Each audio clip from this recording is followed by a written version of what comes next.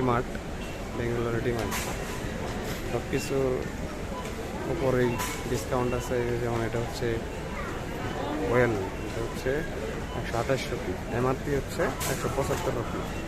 সব কিছুর মধ্যে ডিসকাউন্ট আছে। খুব ভালো একটা শপিং বলতে সুপার শপ।